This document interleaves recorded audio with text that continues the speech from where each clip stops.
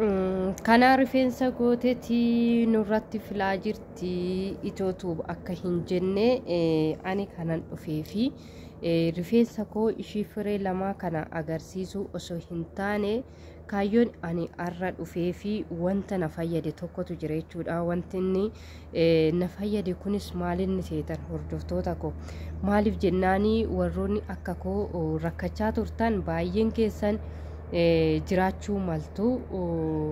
Maaliif jennaan wanti kun iddoo baay'eetti nama wanta rakkisuu jiruuf jechuudha.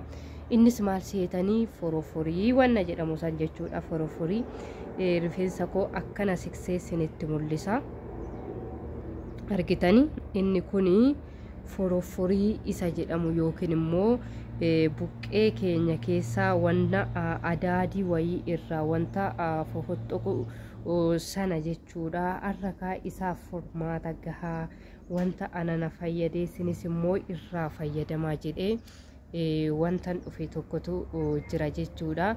Maaliif jennaanii wanti kun ana dhugaa dubbachuudha fi baay'ee tokko na fayyade jechuudha. Baay'ee tokko na fayyade.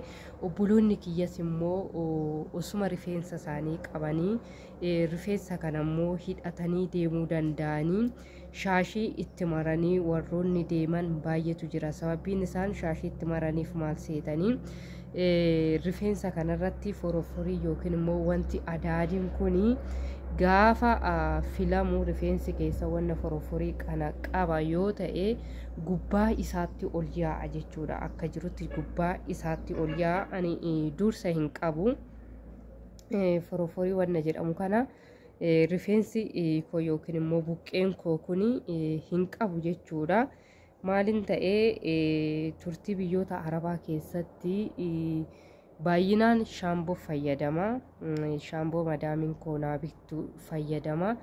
Garuu akkuman dhufeen ani shaamboo san bituu hin dhaqne kaamma jireenya Itoophiyaa keessatti sila deebinee fi shaamboo san bituu hin dhaqne saamunaadhaan fayyadame jechuudha. Dhugaa isinitti himuudha fi saamunaa suni akkanatti akka jirutti mataa kootirratti hafe buqqee mataa kootirratti hafe sanaan booda bishaan ho'aadhaan miicuu bishaan qorraan miicuu shaamborree eegasii itti bitee jechuudha. Wanna takkitti na dide keessumatti kinoo akkana ta'ee hafe jechuudha.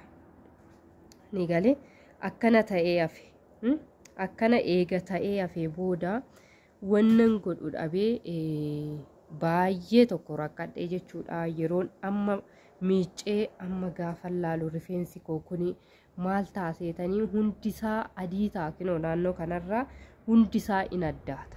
Asii ol keessaa ol fofoxoqeetii hundisaa addaata. Bakka akkattiin haadhuun qabu akkattiin hidhuun qabu baay'ee na rakkisaa ture. Arra garuu furmaata baay'ee wanta ajaa'ibaa tokko sinii fidee dhufee innis wantoota baay'ee tokko walitti make jechuudha. Kan akka roosmarii, kan akka jinjibilaa, kan akka shunkurtii adii, kan akka xuqur abusuudii yookiin immoo abusuuda gurraacha isa jedhamu kana talbaa abishii wantoota kana hundasaa walitti makee eegan dibachuu qabee wanti adii sun narraa badee jechuudha. Guutumatti wanni foroforii jedhamu sun illim jedhee narraa badee jechuudha. Kanaaf hordoftoota jaalatamtoota maatii chaanaala kootii foroforiin kun haala kanaan sirrakkisa yoo ta'e rifeensa keessan irratti wanti adaadinii ol yaa'ee sirrakkisa yoo ta'e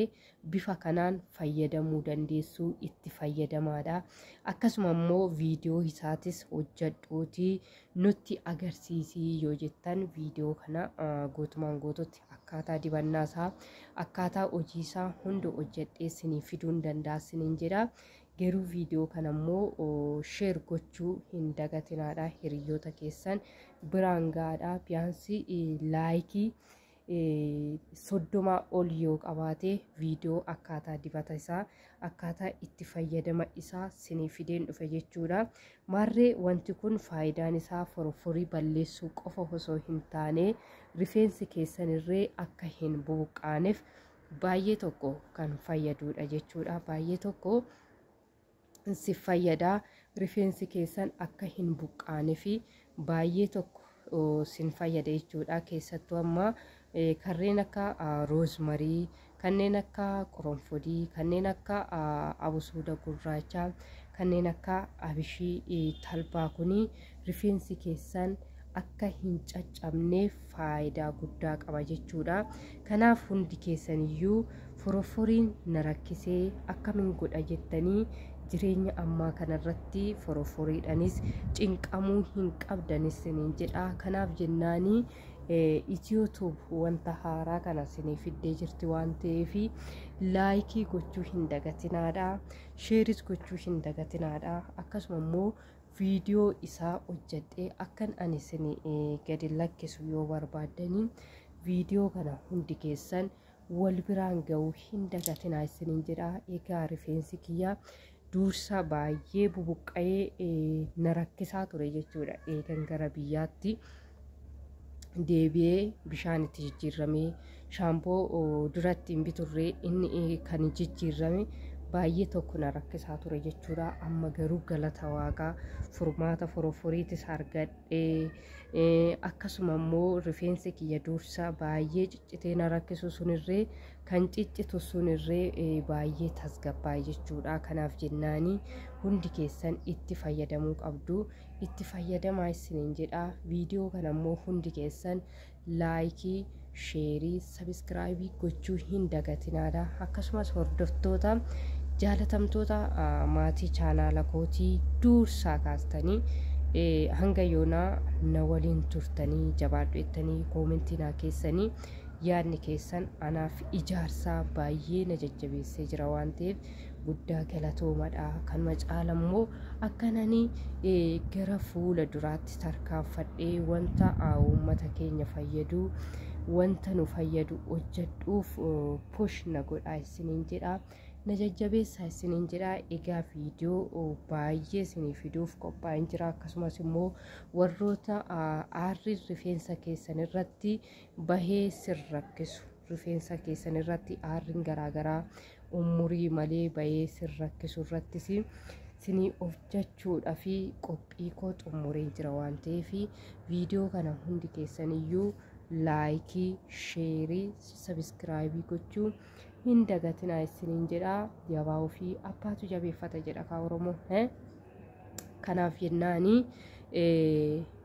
rakkoon keenya shaampoo osoo hin taane rakkoon keenya waa biraati waan ta'eef foroforiin immoo gaafa nutti hammaattee akkam goonee akka ofirraa balleessinu kaa furmaanni keessan YouTube waan isinii fidaa jirti waan ta'eef viidiyoo kana laayik gochuu hin dagatinaa. Turtii gaarii isiniif haa ta'u. Boru immoo viidiyoo haaraa isiniif hojjedha.